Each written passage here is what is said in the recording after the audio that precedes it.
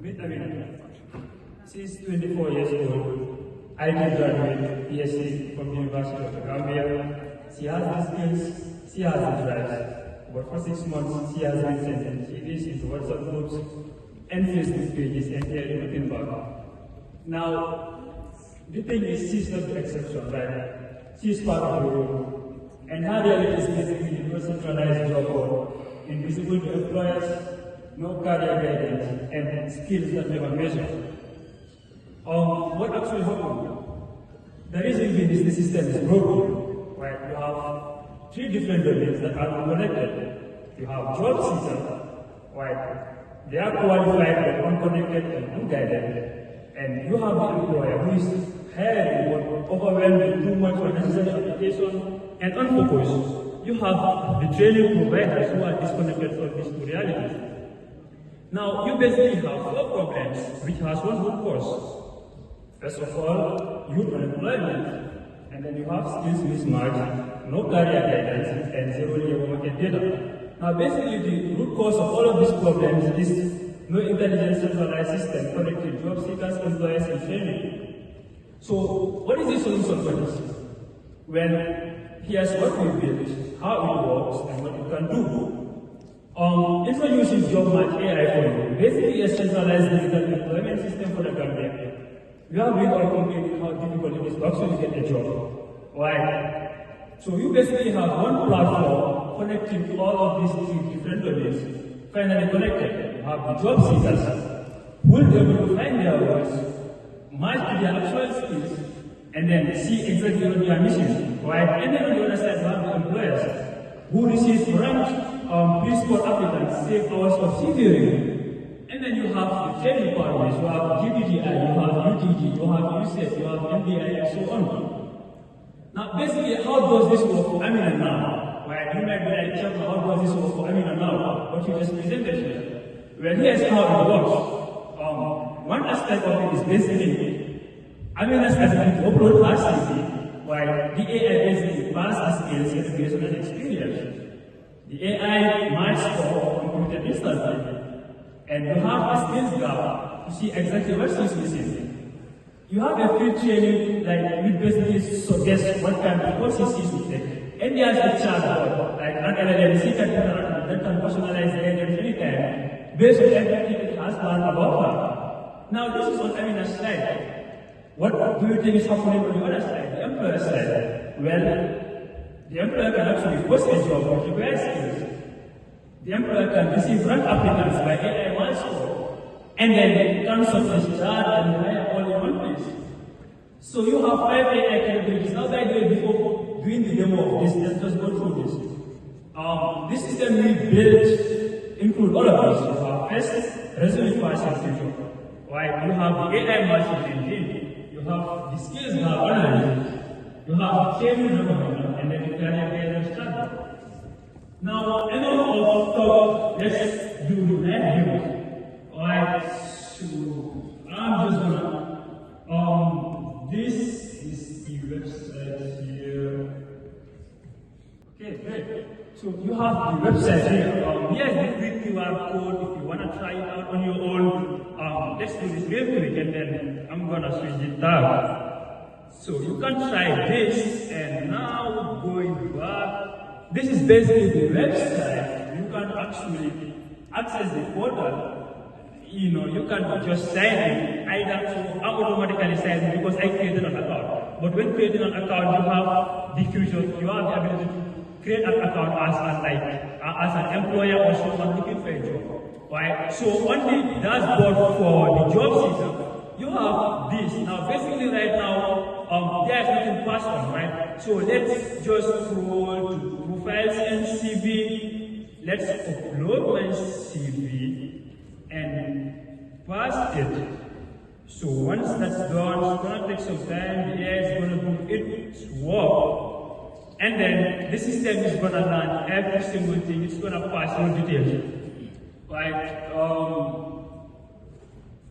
Yeah, so it's uploaded now. You can see, by the way, you can open this CV real quick and see what it contains. So this is this CV here that is being passed into the system. Right. Yeah. So what happens, I can save this profile now. Basically what's going to happen is every single thing that's about me is going to be saved. Right? So I can go to my job matches now, and you're actually going to see a list of jobs that are created like only for me. Right? So okay, great. So let's go back to the job matches real quick. Okay, so you have a mobile app developer, you have data analyst, front-end developer. These are going to be the things that are curated based on what's on your CV. You have the list of applications you have applied right now, not yet. You have the trainings, recommendation courses that you can take. You have the AI coach here. So this is basically a chatbot, so I can access, hey, tell me about myself. So it's gonna tell me based on what's on me. We have a system failure, but it's basically gonna tell you basically what's important about you. And you have the messaging feature, you can message employers and so on. So this is on the job seeker side. Let's switch to the employer side real quick. So on the employer side, this is what they see, right? You have the active job post, the total applicants, spending review, and so on. You have the recent applicants. So under my jobs, you can post a job, you have my jobs. So these are the jobs they posted, right? They can view applicants who have applied to this job. They can accept them, decide to shortlist or interview. While you have the AI ranking and then you have the analytics. Right? So this concept of a lot, but let's just go back real quick time is not on our side to see what the impact this is gonna be now. And then you have like some operation that are running in backend and then you have processes. So assuming that you have someone that uses AI to generate this CV, so what will happen? I guess the right question should be someone who had no knowledge of how to use AI generated a CV that is not correct, because I can use AI to generate a CV and then about the perfect one. Right? So assuming someone who is new to the system and just use AI to generate whatsoever CV, for most of the time, if you do not have, of course if you have a perfect form, you're going to have a perfect CV, obviously. Right? But let's say you just go to ChatGPT for Gemini or so on, and then ask it, hey, make this CV for me without providing the context, the details, and so on. And then what happens is it kind of like just generate a sample CV for you. Right? So once you upload that CV, basically a lot of things are going to happen. Right? So first of all, when you're applying for jobs, if you basically see that, but it's basically going to rank this job. That, you know what, you're kind of a fit for this job for like 50%, 50%, 90%, and so on. So let's say I am a web developer, and then the AI kind of upload something that's app development for me. Then obviously that's something that's going to be wrong, right? The system won't be perfect. So in that case, the issue won't be on the system, but it will be on the person who generated an incorrect CV with ChatGPT. And that also applies to every category you use AI to do a wrong thing. The system is not at fault, but you, the human who lacks the understanding of how to use it, is the need to be blamed on the system.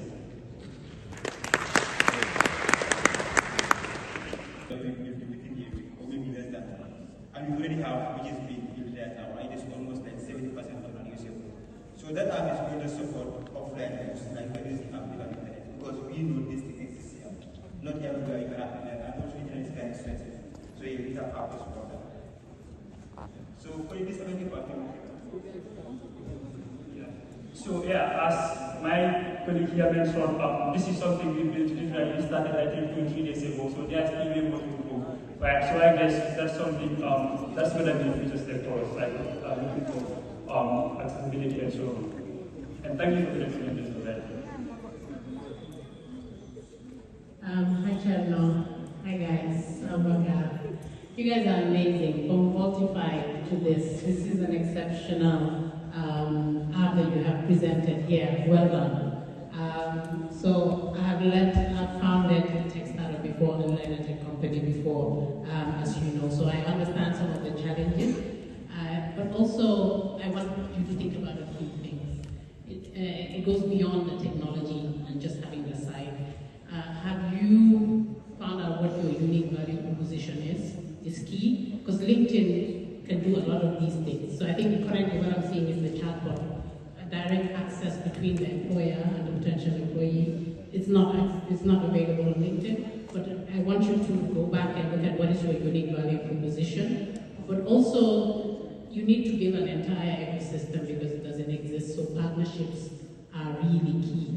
And what would be, how much have you spent on this? What do you need to spend? What is your return on investment? Are you looking for someone to invest? You have a technical team. So I think Abubakar has been to INSYS when I was leading INSYS. We have a technical team. We have a product engineering team. You have a marketing team. So it goes beyond that. So maybe look for partnerships for other people to join you who have the business acumen to take it to where it needs to get. Because I think already I am seeing how us as a tech fund will be able to partner or possibly support, but also Narif to also support this initiative because it's something that's needed and you're actually solving a gap. But we need the data. Have you conducted research to find out what the demand and need is? Because sometimes there might be a gap, but it's not necessarily a problem. The question about people with disability, I think that's a valid question. But also, most of the Gambians, they're not literate. How are you looking to access that side of the population as well? You can use AI. Are you looking at, putting in local languages? Or is this only for that percentage of the population that can read and write? Thank you. When I start as an experience, like all of my colleagues, the young people here, is this famous quote from Albert Einstein? He basically says that I was never especially clever, I was especially gifted. I was just very, very intelligent. I was very curious brother. And the impression that this had on us as a team from the UTG is the fact that Albert Einstein could make a massive difference in the world for big leaders. Like, imagine thousands of people from the Gambia, like big leaders. Imagine the kind of transformation we have this wonderful country and other land. So this is my kind of thing that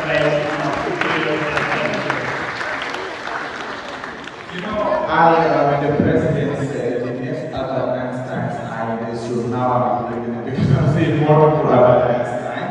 And the beauty about this is young people actually are finding unique ideas and solutions to the things that affect us as Gambians. And I think this is the moment about this is something we need as Gambians. So I want you to give them a round of applause. It takes a lot to do.